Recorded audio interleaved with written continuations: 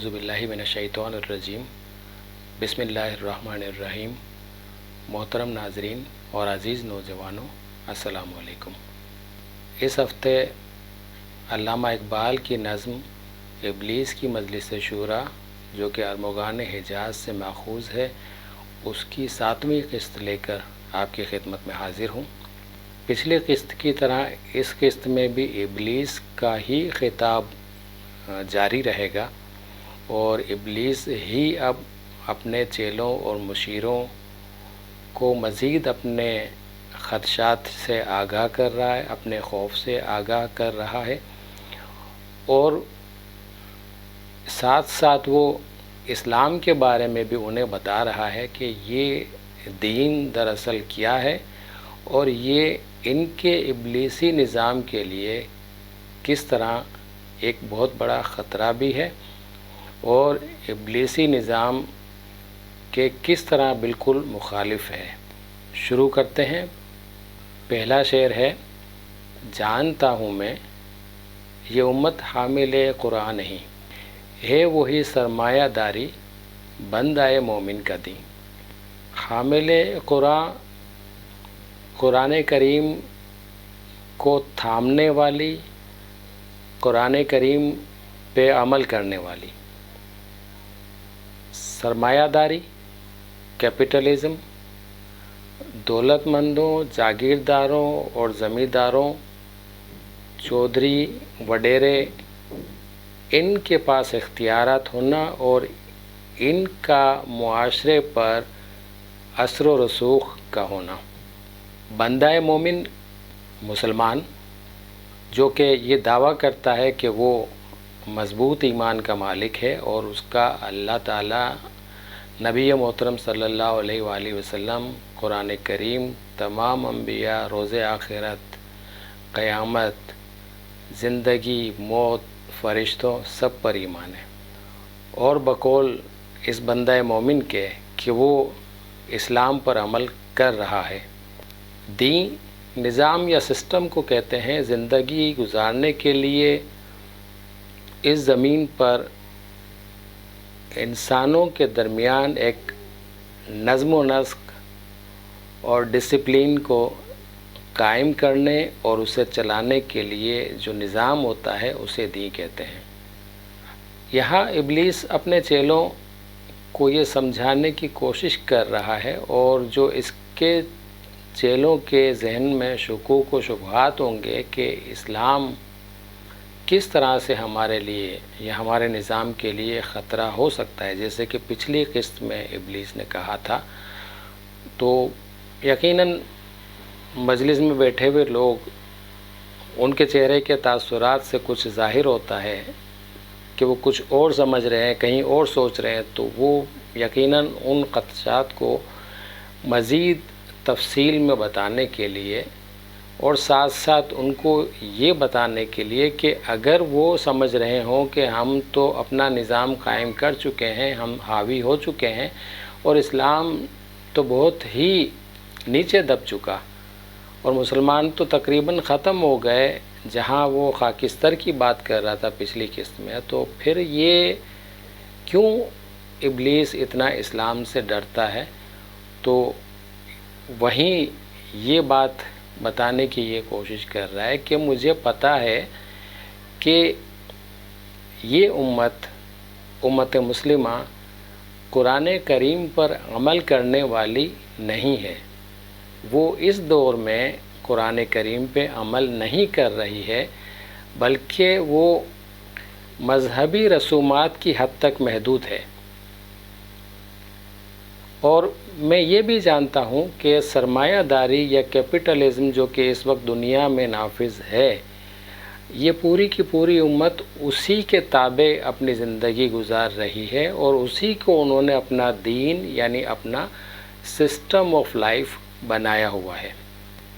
फिर आगे कहता है, जानता हूँ मैं कि मशरिक़ की अंधेरी रात में बेयदे बेदा है पीराने हरम की आस्ती। मशरिक़ की अंधेरी रात, चूँकि मशरिक़ में ही ज़्यादातर मुसलमान आबाद हैं और इस्लामी ममालिक हैं, تو وہ کہہ رہا ہے کہ جب مسلمان خاکستر ہو چکے، اسلام نظروں سے اوجھل ہو چکا، قرآن کریم کے احکامات مسلمانوں کی نظروں سے اوجھل ہو چکے، تو ان کی پوری سوسائٹی اب نہ تو اپنے دین پر عمل پیرا ہے اور نہ ہی زمانے کے جدید ترقی یافتہ تقاضوں کے مطابق زندگی گزار رہی ہے۔ مطلب مشرق میں یوں سمجھ لو کہ ایک اندھیری رات ہے، نہ تو وہ دنیاوی علوم میں ماہر ہیں اور نہ ہی وہ دینی علوم میں ماہر ہیں۔ وہ سمجھیں کہ ایک جاہل قوم رہ گئی ہے اور ان کے یہاں رات کے اندھیرے چھائے ہوئے ہیں۔ بتا رہا ہے اپنے مشیروں کو کہ یہ مجھے پتہ ہے کہ وہاں پر ایک اندھیری رات ہے مشرق میں، اور یہ جو پیران حرم ہیں، مسلمانوں کے جو مذہبی پیشوا ہیں، ان کی آستینیں بھی ید بیضا سے خالی ہیں۔ ید بیضا کیا ہے؟ حضرت موسیٰ علیہ السلام کا ہاتھ جو وہ بغل میں رکھتے تھے تو اس میں تجلی آتی تھی، چمک اور روشنی آتی تھی۔ تو اس سے مراد یہ ہے کہ یہ جو پیران حرم ہیں، ان کے اپنے ذہن قرآن کریم کی اصل روشنی اور اصل تعلیمات سے خالی ہیں، وہ بھی اندھیروں میں بھٹک رہے ہیں۔ لہٰذا یہاں تک ہمیں اطمینان ہے کہ نہ تو مسلمان قرآن کریم سے واقفیت رکھتے ہیں اور نہ ہی ان کے مذہبی رہنما قرآن کریم سے واقفیت رکھتے ہیں، اور یہ تمام کے تمام اندھیروں میں ٹال مٹول کر رہے ہیں۔ یہ تمام کے تمام اندھیرے میں زندگی گزار رہے ہیں، ان کے پاس یہ روشنی نہیں ہے۔ عصر حاضر کے تقاضاؤں سے ہے، لیکن یہ خوف ہو نہ جائے آشکارا شرع پیغمبر کہیں۔ اب یہاں ایک اور بات کہہ رہا ہے کہ چلے ٹھیک ہے، مسلمان قرآن کو چھوڑے ہوئے ہیں، ان کے علماء کے پاس قرآن کریم کی روشنی نہیں ہے، مگر اس وقت جو اشتراکیت کے تحت انسان آگے جا رہے ہیں اور غریب اپنے حق کے لیے اٹھ رہے ہیں، اور اب جب کہ اشتراکیت اور اسلام کے اصل قوانین میں بہت تھوڑا سا فاصلہ رہ گیا ہے، تو مجھے اس دور کے حالات سے یہ خوف ہے کہ ایسا نہ ہو کہ کہیں انسان گھومتے گھومتے ایک نئے نظام کی تلاش میں نبی محترم صلی اللہ علیہ وآلہ وسلم کے دین کو پا لیں، یا وہ دین دوبارہ ان کی سمجھ میں آ جائے، یا کوئی ایسا شخص جو ابھی بھی اس دین سے واقفیت رکھتا ہو، وہی شرار آرزو یا خاکستر میں چنگاری، اگر ایسا کوئی شخص اٹھ کھڑا ہوتا ہے اس دین کو لے کر، تو اس وقت انسانیت جو ہے وہ ایسے نظام کی تلاش میں گھوم رہی ہے، انسانیت جو ہے وہ ایسے نظام کی تلاش میں بے چین ہے، اور کہیں ایسا نہ ہو کہ وہ شخص سامنے آ جائے اس نظام کو لے کر اور لوگ اس کے پیچھے چل پڑیں۔ پھر آگے کہتا ہے الحذر، آئین پیغمبر سے 100 بار الحذر، حافظ ناموس زن، مرد آزما مرد آفری۔ الحذر، ڈرو۔ آئین پیغمبر صلی اللہ علیہ وسلم، وہی قرآن کریم، دین اسلام یا شریعت محمدی۔ حافظ ناموس زن، عورت کی عزت، عصمت اور عفت کی حفاظت کرنے والا۔ مرد آزما، مردوں کو آزمانے والا، ٹیسٹ کرنے والا۔ مرد آفری، مرد پیدا کرنے والا۔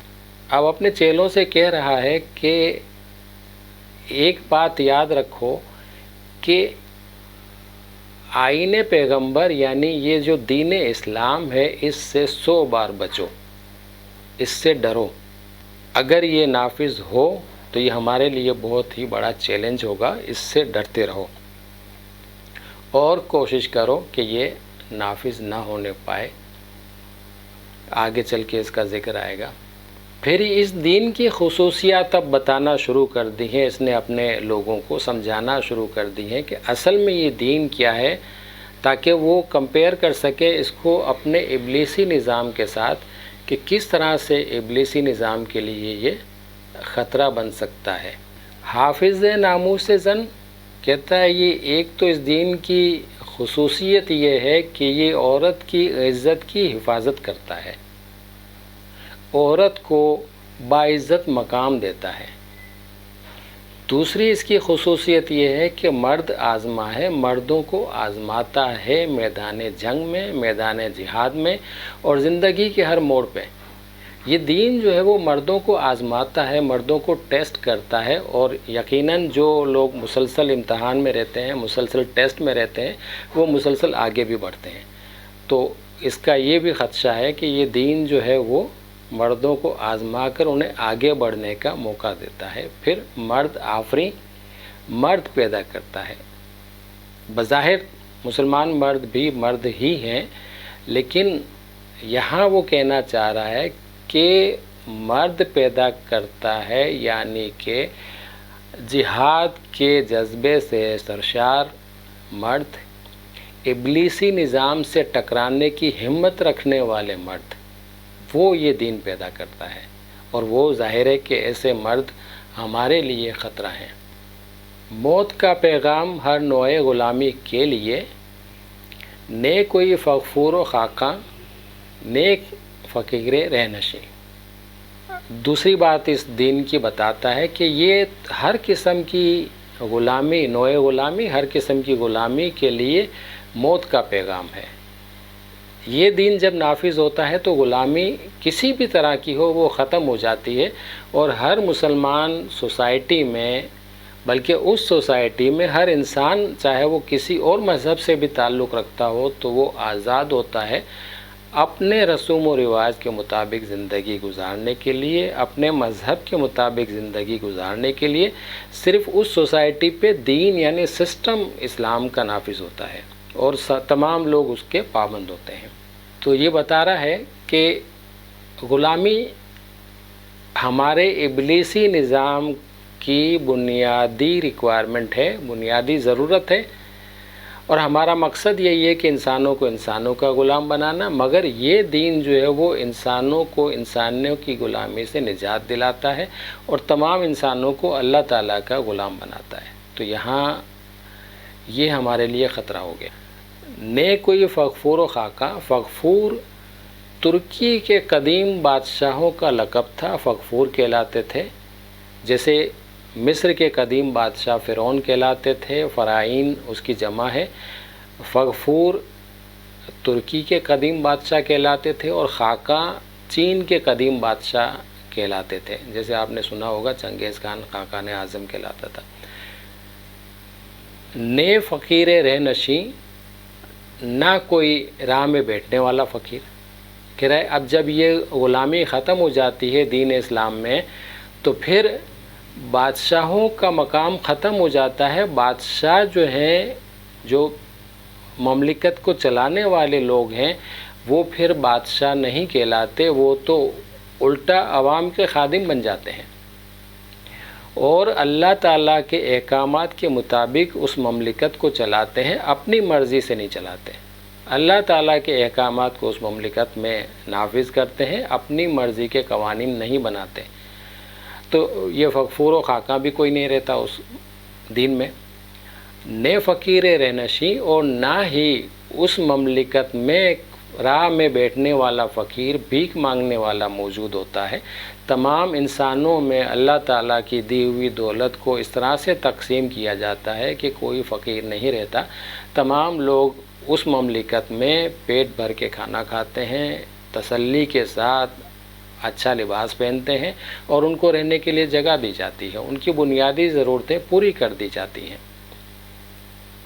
تو یہاں اس کا کہنا یہ تھا کہ جب یہ دین نافذ ہوتا ہے تو پھر بادشاہت ختم ہو جاتی ہے، فقیری ختم ہو جاتی ہے، تمام لوگ جو ہے وہ ایک ایسے لیول پر آ جاتے ہیں جہاں بڑے چھوٹے کی مال و دولت کی وجہ سے تمیز ختم ہو جاتی ہے، صرف ان کی تمیز جو رہتی ہے وہ ان کے اچھے اعمال کی بنیاد پر رہتی ہے کہ اچھے اعمال والوں کا بلند مرتبہ مملکت چلانے کے عہدوں پہ فائز ہوتے ہیں، اور جو کمزور اعمال والے ہوتے ہیں وہ عوامی سطح پر رہتے ہیں۔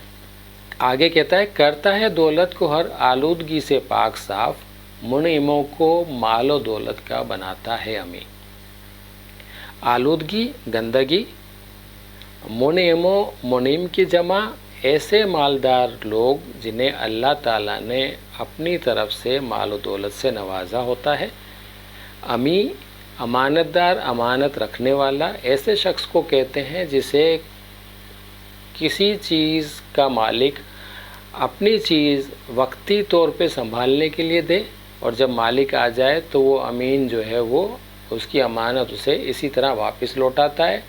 یا پھر کسی شخص کو مالک کچھ چیز دے اور اسے ہدایت دے کہ اسے اس طرح سے لوگوں میں تقسیم کرنا ہے، اور وہ بالکل ایمانداری کے ساتھ تقسیم کر دے۔ دین اسلام کے بارے میں اپنے چیلوں کو سمجھاتے ہوئے کہہ رہا ہے کہ یہ دین اسلام لوگوں کو حرام ذرائع سے رزق کمانے سے روکتا ہے، حلال ذرائع سے رزق کمانے کا حکم دیتا ہے، اور اسی طرح خرچ کرنے کی جب بات آتی ہے تو حرام ذرائع میں خرچ کرنے سے روکتا ہے اور حلال جگہ پہ خرچ کرنے کا کہتا ہے۔ پھر دوسری بات یہ ہوتی ہے کہ جو مال و دولت رکھنے والے لوگ ہوتے ہیں ان کو دین اسلام ایسی تعلیم دیتا ہے کہ یہ جو مال و دولت تمہارے پاس ہے یہ اللہ تعالیٰ کی امانت ہے، اور اسے اللہ تعالیٰ کے بندوں تک پہنچا دو اسلامی نظام کے تحت۔ جس طرح زکوٰۃ، خیرات اور صدقات کی جو اسلام میں ترغیب دی گئی ہے اس طرف اشارہ ہے۔ اس سے بڑھ کر اور کیا فکر و عمل کا انقلاب، بادشاہوں کی نہیں اللہ کی ہے یہ زمین۔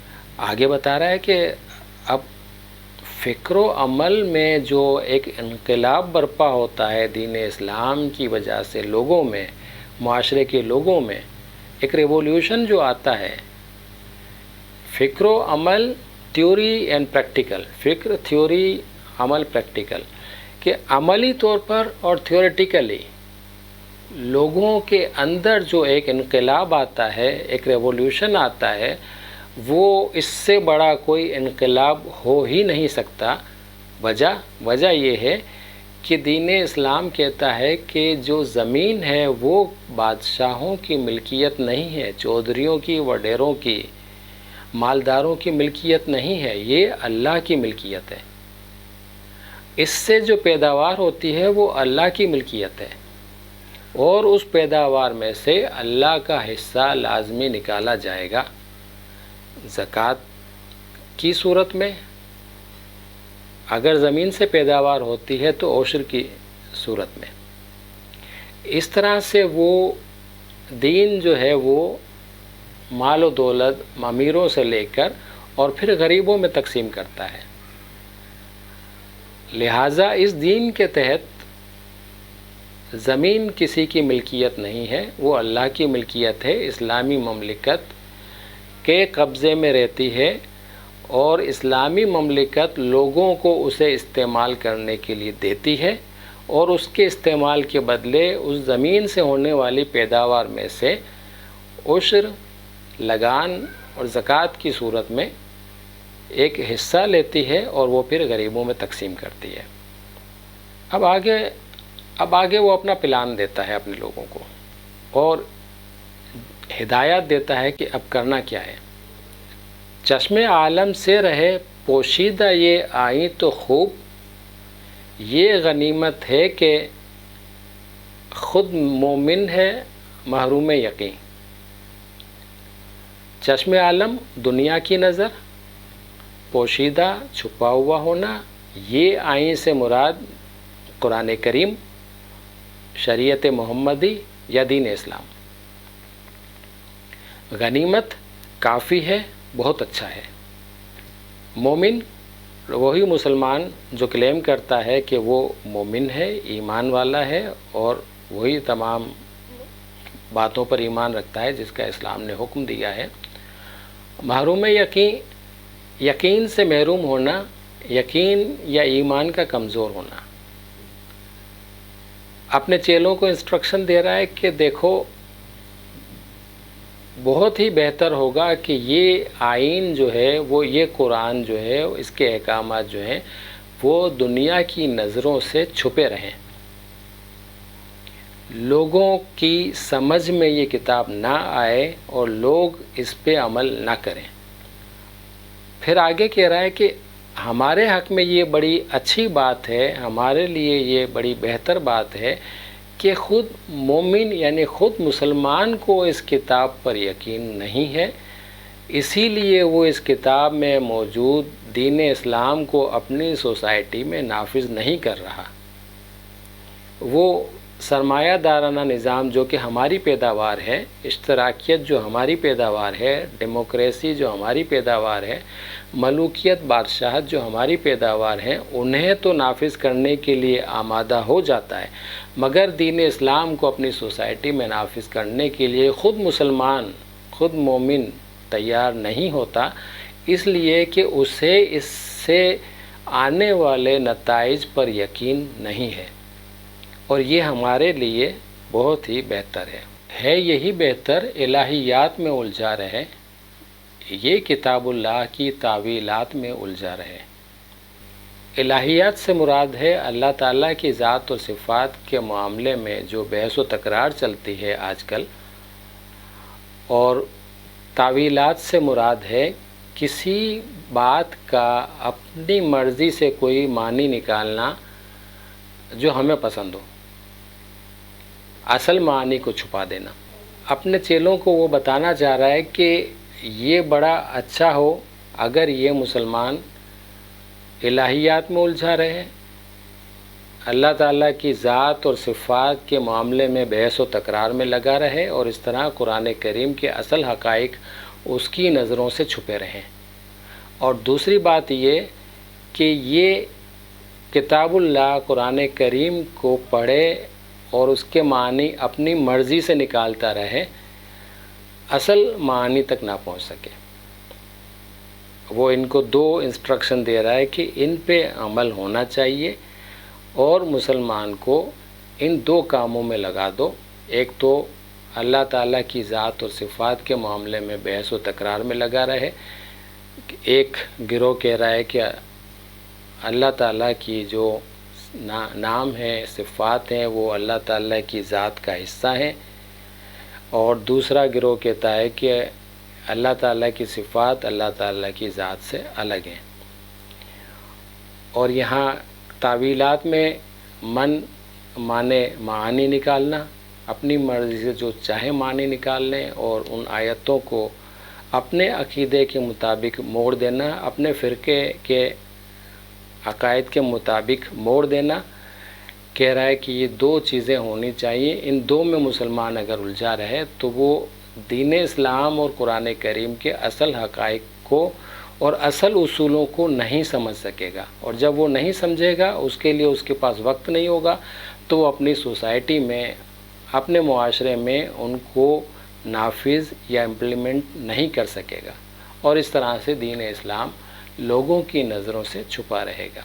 ये थे अशार 7वीं किस्त के, और इब्लीस का ये दूसरा खिताब था। पहला खिताब हमने 6ठी किस्त में किया, और अब ये 7वीं किस्त में दूसरा खिताब। 6ठी में उसने अपना ख़दशा बताया, 7वीं में उस ख़दशे का ख़ुलासा बता रहा है कि क्या खौफ है उसे। जानता हूँ मैं ये उम्मत हामिल कुरान नहीं है, वही सरमायादारी बंदा है मोमिन का दी। जानता हूँ मैं कि मशरिक़ की अंधेरी रात में बेयदे बेदा है पिराने हरम की आस्तीं। असर हाजिर के तकाज़ाओं से लेकिन है ये खौफ, हो न जाए आश्कारा शरे पैगंबर कहीं।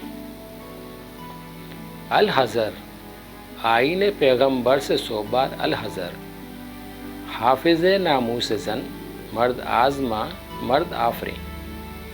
मौत का पैगाम ہر نوع غلامی کے لیے، نے کوئی فور و خاکہ نے فقیر راہ نشین، کرتا ہے دولت کو ہر آلودگی سے پاک صاف، منعموں کو مال و دولت کا بناتا ہے امین، اس سے بڑھ کر اور کیا فکر و عمل کا انقلاب، بادشاہوں کی نہیں اللہ کی ہے یہ زمین، چشم عالم سے رہے پوشیدہ یہ آئیں تو خوب، یہ غنیمت ہے کہ خود مومن ہے محروم یقین، ہے یہی بہتر الہیات میں الجھا رہے، یہ کتاب اللہ کی تعویلات میں الجھا رہے۔ محترم ناظرین اور عزیز نوجوانوں، اس قسط میں جو ہم اگر ایک مرکزی خیال یا سینٹرل آئیڈیا نکالنا چاہیں تو وہ یہ ہے کہ مسلمان دین اسلام کی اصل روح سے ہٹ چکا ہے، قرآن کریم کے اصل احکامات کو پس پشت اپنے پیچھے ڈال چکا ہے اور صرف مذہبی رسومات اور لا حاصل بحث مباحثے اور بحث و تکرار میں الجھا ہوا ہے، اپنے درمیان فرقوں کو فروغ دیتا ہے اور فرقہ وارانہ عقائد پر بحث مباحثہ مسلمان کا مشغلہ بن چکا ہے، اور اسی وجہ سے ظاہر ہے کہ مسلمانوں کا آپس میں لڑنا جھگڑنا، مذہبی رسومات تک محدود رہنا اور اصل دین اسلام سے دور ہو جانا۔ اس قسط میں مین سینٹرل آئیڈیا، مرکزی خیال علامہ اقبال نے یہ دیا ہے کہ مسلمانوں کو دین اسلام کے اصل حقائق اور قرآن کریم کے اصل احکامات کی طرف آ جانا چاہیے، بجائے اس کے کہ وہ فضول قسم کے بحث مباحثوں میں الجھیں یا دنیا کے کسی اور نظام پہ اپنا یقین اور ایمان پختہ کریں اور اس پر عمل کرنا شروع کریں، اس کے بجائے دین اسلام کو اپنے معاشرے میں نافذ کریں۔ اور یہی تحریک پاکستان کی اصل روح تھی، اور اسی مقصد کے تحت ان رہنماؤں نے تحریک پاکستان چلائی، دو قومی نظریہ دیا، اور اسی کے تحت پاکستان کا قیام عمل میں آیا۔ مگر افسوس کہ پاکستان ملنے کے بعد وہ اصل رہنما زیادہ وقت ہمارے اندر موجود نہ رہ سکے، ایک ایک کر کے ان لوگوں کو قتل کیا گیا یا اتنا مجبور کیا گیا کہ وہ پاکستان کو چھوڑ کر چلے گئے، اور پھر وہی ہوا جو دشمنوں نے چاہا، ابلیس کے چیلوں نے چاہا، اور پاکستان کو پھر انہی لوگوں نے قبضے میں کیا جو دراصل ابلیس کے ایجنٹ تھے، ان کے ایجنٹ تھے جو اس دنیا کو اس وقت چلا رہے ہیں۔ ہمیں سوچنا ہوگا کہ ہم کس طرف جا رہے ہیں اور ہمیں کہاں جانا تھا، اس ملک کو کیسا بنانا تھا اور کیسا بنا دیا۔ اس بارے میں غور ضرور کیجیے گا۔ اگر یہ ویڈیو اچھی لگی ہے تو اپنے دوستوں اور رشتہ داروں، احباب کے ساتھ شیئر کیجیے، اس ویڈیو کو لائک کیجیے۔ اگر کوئی سوال ذہن میں ہو تو نیچے کمنٹ باکس میں سوال لکھیے، انشاءاللہ اپنی پہلی فرصت میں آپ کو جواب دوں گا۔ چینل کو سبسکرائب کیجیے، اور اگلے ہفتے 8ویں قسط کے ساتھ آپ کی خدمت میں پھر حاضر ہوں گا۔ اس وقت تک کے لیے اجازت دیجیے۔ اللہ تعالی ہم سب کا حامی و ناصر ہو۔ اسلام زندہ باد، پاکستان پائندہ باد۔